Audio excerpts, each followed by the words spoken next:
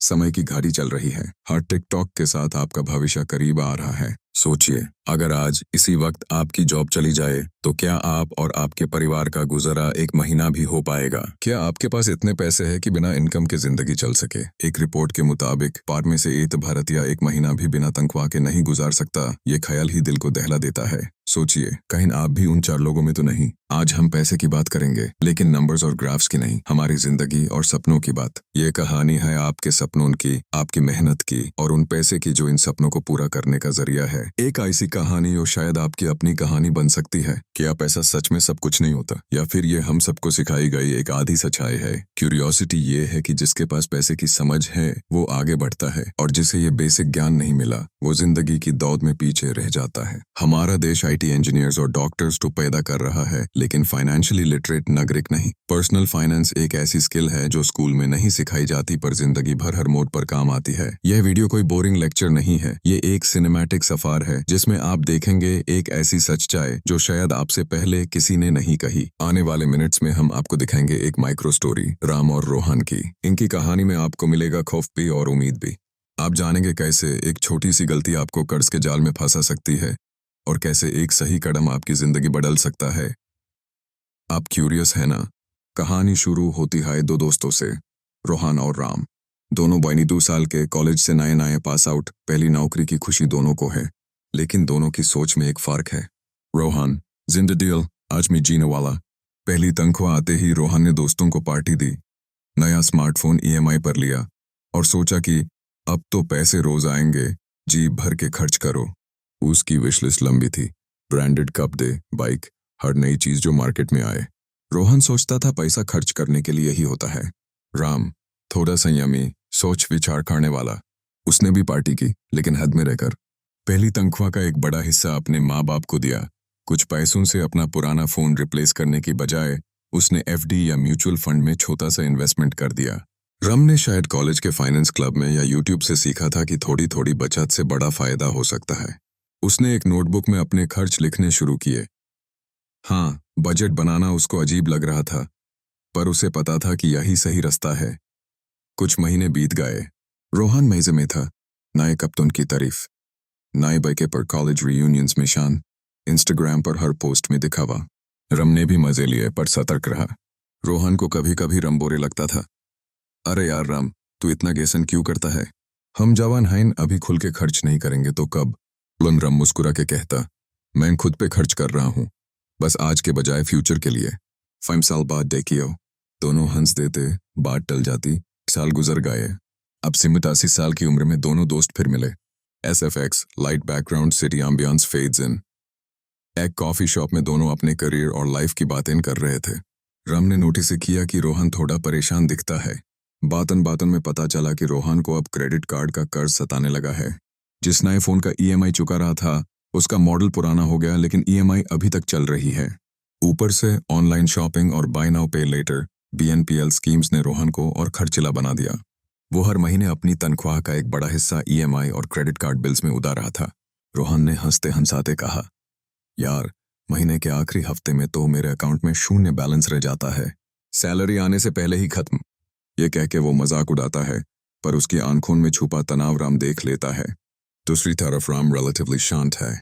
उसने पिछले 5 साल में कुछ पैसे बचाकर एक इमरजेंसी फंड बनाया, थोड़े म्यूचुअल फंड्स में डाले, और अब उसकी शादी की प्लानिंग भी चल रही है, with some savings in hand. रम महंगे शौक अफोर्ड नहीं कर पाया अब तक, पर उसके पास सुकून है, कम से कम कर्जों का बोझ नहीं। रम और रोहन की ये कहानी यही नहीं खत्म होती। आगे जो हुआ उसने दोनों की जिंदगी बदल कर रख दी, और शायद यही मोड़ वो पल था जहां से हमें सीख मिलती है। कुछ महीनों बाद अचानक कंपनी की रिस्ट्रक्चरिंग हुई और रोहन की नौकरी खतरे में पड़ गई। एक दिन ऑफिस से निकालते ही HR ने लेटर थमा दिया, रोहन की जॉब खत्म। शॉक। घर पहुंचते ही रोहन पसीने से भीगा हुआ था। उसकी आंखों के सामने अंधेरा छाने लगा।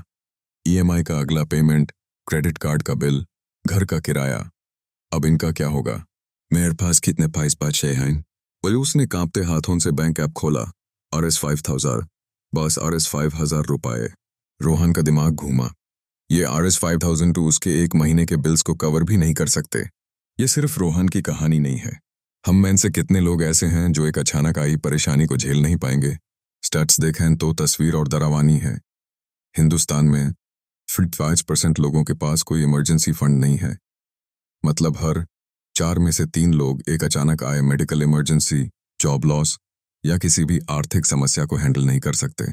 सोचिए, रोहन जैसा एक आदमी अगर बीमार पड़ जाए या कोई एक्सीडेंट हो जाए, न इंश्योरेंस न बचत। फिनोलॉजी के एक सर्वे ने बताया कि 3 में से 1 भारतीय के पास न इमरजेंसी फंड है न हेल्थ इंश्योरेंस। बहुत से लोग तो अपने माँ बाप या दोस्तों को ही इमरजेंसी प्लान मानते हैं, यानी जब मुसीबत आई तो फोन घुमाओ और पैसे उधार मांगो। ये कितनी खतरनाक सोच है, सोचिए। रोहन भी उसी सोच में पला बड़ा था। उसने तुरंत अपने पापा को फोन लगाया। डैड, थोड़ी परेशानी हो गई है, पैसों की जरूरत है। भैया के माँ बाप तो माँ बाप होते हैं। अपनी जमा पूंजी में से कुछ रुपए भेज दिए। पर रोहन को एहसास हो गया कि जिंदगी भर माँ बाप हर बार नहीं बचा पाएंगे। उस रात रोहन को नींद नहीं आई। उसने कल्पना की, अगर ये पैसे ना होते तो मैं अपना अगला महीना कैसे काटता। डर ने उसके दिल और दिमाग को जकड़ लिया। आप और हम जितना सोच सकते हैं, हालत उससे कहीं ज्यादा संगीन है। भारत में करोड़ों लोग पेचेक टू पेचेक जी रहे हैं। एक सर्वे के मुताबिक हर 6 में से 1 इंडियन पर इतना कर्ज है कि उसके एसेट से डबल डेट चढ़ा है। यानी अगर आज उधार देने वाले पैसे मांग लें तो हर 6th व्यक्ति दिवालिया हो जाएगा। और अगर यही चलता रहा तो 2 में से 1-2 लोग कभी भी इस कर्ज के जाल से बाहर नहीं निकाल पाएंगे।